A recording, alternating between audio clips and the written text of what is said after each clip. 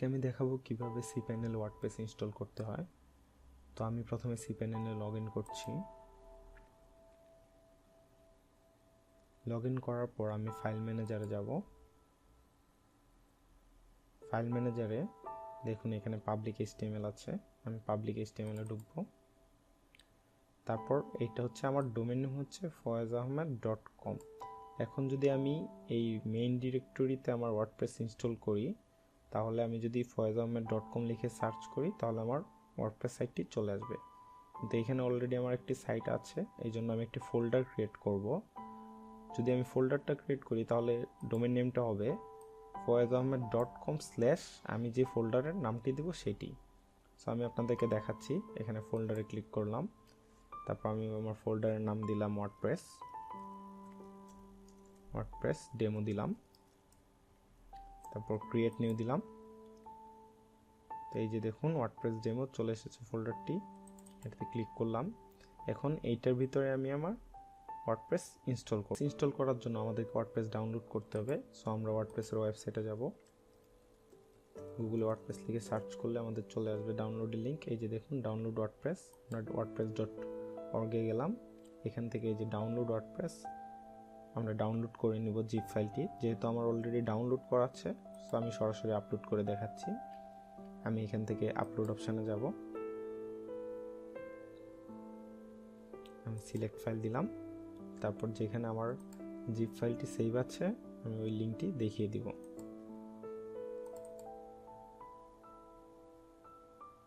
এই যে আমার ওয়ার্ডপ্রেস জিপ ফাইলটা এখানে আছে, এটা সিলেক্ট করে ওপেন দিলাম। এই যে দেখুন আমার আপলোড শুরু হয়ে গিয়েছে। আমাদের যখন আপলোড ডান হবে তখন আমরা গো ব্যাকে ক্লিক করব।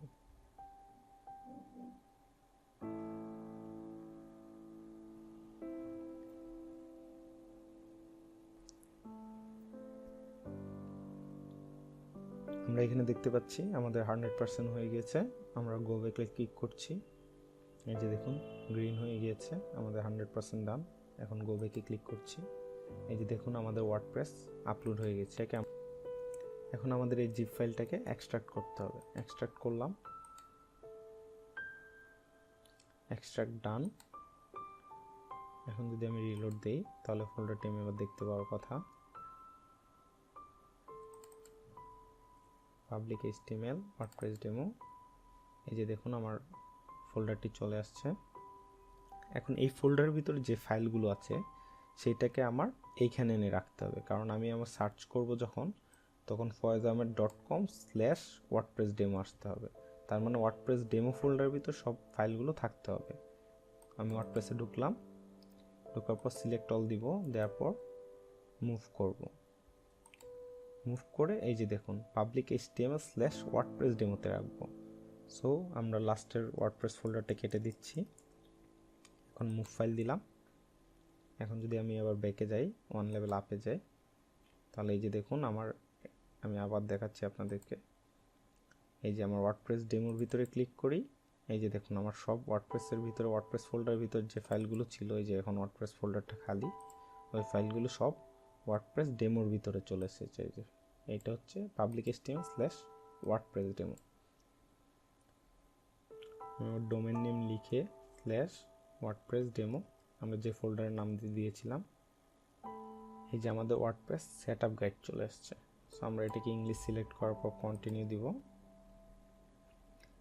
এই যে দেখুন এখানে database name, database user name, database password এইগুলো চাচ্ছে, কিন্তু আমরা কোনো ডাটাবেস ক্রিয়েট করিনি।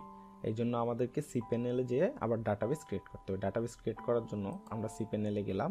এখানে দেখুন এই যে MySQL ডাটাবেস আছে। এই ডাটাবেসটা আপনারা নিচেও পেতে পারেন, যে কোনো জায়গায় থাকতে পারে। আমি ড্র্যাগ করে আমার সুবিধার জন্য একজ্যাক্ট এখানে নিয়ে এসেছি, আপনাদেরটা নিচেও থাকতে পারে। সো আমি MySQL ডাটাবেসে ক্লিক করব। তারপর আমরা ডাটাবেস ক্রিয়েট করব। এখন এই যে দেখুন ক্রিয়েট নিউ ডাটাবেস, আমরা ডাটাবেসের নাম দিলাম ওয়ার্ডপ্রেস ডেমো দিলাম, দেওয়ার পর ক্রিয়েট ডাটাবেস দিব। সো আমাদের ডাটাবেস ক্রিয়েট ডান।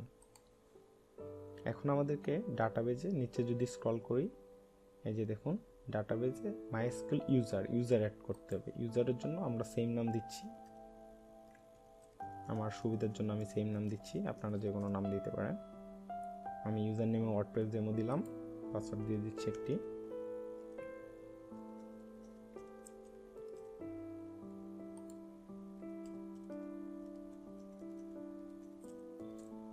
তারপর ক্রিয়েট ইউজার দিলাম। এই যে you have successfully create MySQL user, okay. তারপর গো ব্যাক দিলাম। আমাদের ডাটাবেস ক্রিয়েট করা শেষ, ইউজার ক্রিয়েট করা শেষ। এখন অ্যাড ইউজার টু ডাটাবেস, ডাটাবেসে ইউজার অ্যাড করতে হবে। আমাদের ইউজারের নাম ছিল ওয়ার্ডপ্রেস ডেমো এবং ডাটাবেসের নামও ছিল ওয়ার্ডপ্রেস ডেমো। এই যে দেখুন, তারপর অ্যাড দিব। তারপর একটি অপশান আসবে, এই যে দেখুন অল প্রিভিলেজ টিক চিহ্ন দিয়ে মেক চেঞ্জেস করব।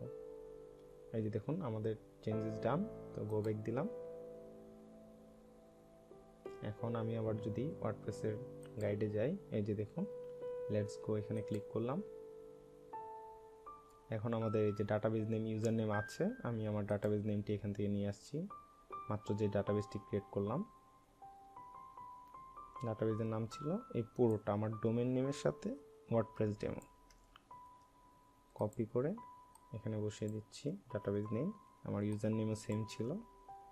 এখানে একটি পাসওয়ার্ড দিয়ে দিচ্ছি।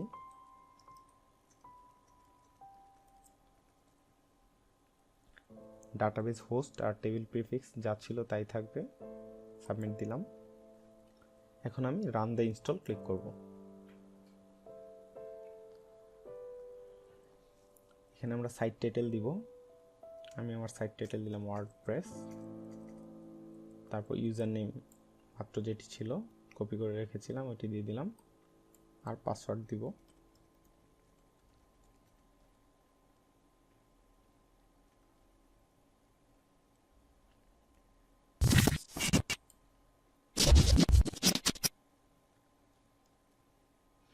এই পাসওয়ার্ডটি অবশ্যই আপনারা মনে রাখবেন। এই ইউজার নেম এবং পাসওয়ার্ড দিয়ে আমাদের ওয়ার্ডপ্রেসে লগ ইন করতে হবে। তারপর এখানে একটি ইমেল অ্যাড্রেস দিয়ে দিবেন, কোনো কারণে পাসওয়ার্ড ভুলে গেলে আপনাদের এই ইমেল অ্যাড্রেসটি কাজে লাগবে। তারপর ইনস্টল ওয়ার্ডপ্রেস।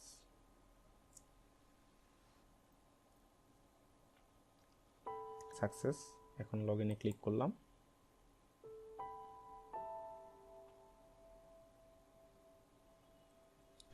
এই যে দেখুন আমাদের লগ ইনের পেজ চলে এসেছে। এখানে আমি আমার ইউজার নেমটা দিচ্ছি, পাসওয়ার্ডটা দিচ্ছি, তারপর লগ ইন করছি।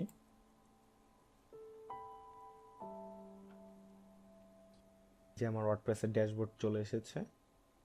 তো এখান থেকে যদি আমি আমার ভিজিট সাইটে যাই, তাহলে বাই ডিফল্ট যে থিমটি থাকবে সেটা আমরা দেখতে পারবো। এই যে দেখুন ওয়ার্ডপ্রেসের এই থিমটি থাকে বাই ডিফল্ট। আমাদের এই থিমটি চলে এসেছে।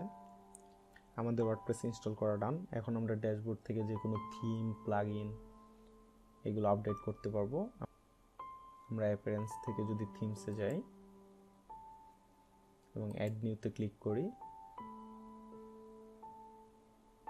তাহলে আমরা এই যে এখানে অনেকগুলো ফ্রি থিম আছে, আমরা ফ্রি থিমগুলো এখানে দেখতে পাচ্ছি। এখানে অনেকগুলো ফ্রি থিম আছে, আমরা এগুলো যে কোনোটা ইউজ করতে পারবো। আমরা এখানে ইনস্টলে দিয়ে তারপর অ্যাক্টিভ করলে আমাদের এই থিমগুলো অ্যাক্টিভ হয়ে যাবে। আমি আমার পরবর্তী টিউটোরিয়ালে বিভিন্ন ধরনের থিম ইনস্টল করে কাস্টমাইজ করে আপনাদের দেখাবো। আমি যতটা সম্ভব ভালো করে দেখানোর ট্রাই করব। আশা করি পরবর্তী টিউটোরিয়ালগুলো দেখবেন। আমি যত ইম্পর্টেন্ট থিম আছে এবং প্লাগইন আছে সবগুলো আপনাদের এক করে দেখাবো। আশা করছি আপনাদের অনেক কাজে দিবে। ধন্যবাদ।